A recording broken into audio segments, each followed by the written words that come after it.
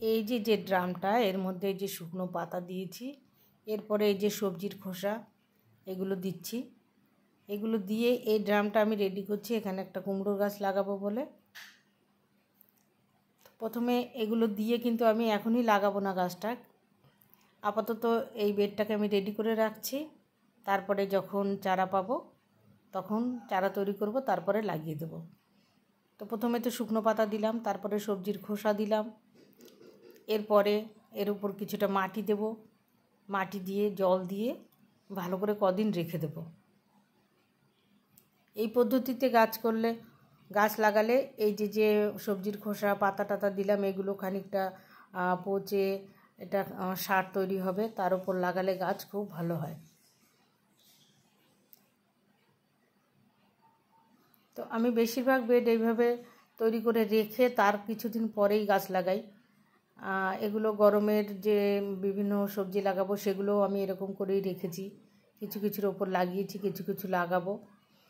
আর যে শীতের সবজি সাধারণত স্ট্যান্ড লাগিয়ে দিয়ে এরকম তৈরি করেই জল দিয়ে এবার এটাকে রেখে দিচ্ছি, বেশ কয়েকদিন থাকবে, তারপরেই গাছ লাগাবো।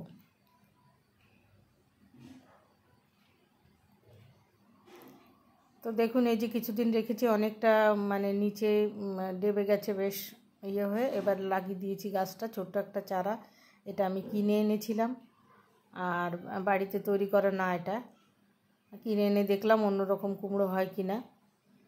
তো এই যে দেখুন গাছ বেশ সুন্দর গ্রোথ হচ্ছে। আরও একটু মাটি দিয়ে দিয়েছি এর ওপর, আর এই যে মাথাটা কেটে দিচ্ছি। তো গাছটা খুবই সুন্দর হচ্ছে, নিচে থেকে এমনিতেই দু একটা ডালপালা ছেড়েছে, আর মাথাটা কেটে দিলাম এই যে, এবার উপর থেকেও বেশ নতুন ডালপালা ছাড়বে। আর একে খাবার হিসাবে একে এই যে একটু গোবর সার দিয়ে দিয়েছি, দেখুন গাছটা আস্তে আস্তে ভালো হচ্ছে। আর লিকুইড খাবার দিচ্ছি, খোল ভিজানো জল আর সবজির খোসা ভেজানো জল, এগুলোই দিচ্ছি খাবার আপাতত।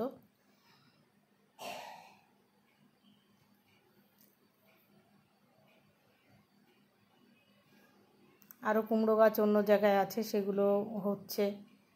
এটা ড্রামের মধ্যে লাগালাম, চ্যানেলে লাগিয়েছি। আর এমনিতেও চারা অনেক হয়, সেগুলো বিভিন্ন জায়গায় লাগাই, যে খোল পাতলা করে ভিজিয়ে সেই জলটা দিচ্ছি। এখন যে শীতের সবজির বিভিন্ন গাছে দিচ্ছি সেই খাবার এতেও ব্যবহার করছি। আর এই জায়গাটা বেশ সুন্দর রোদও আসে।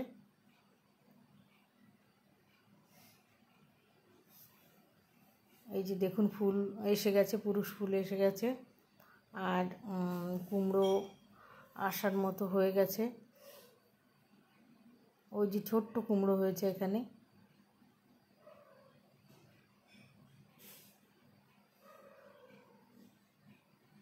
তো ছাদ বাগানে খুব সহজেই লাউ কুমড়ো এগুলো তো করাই যায়।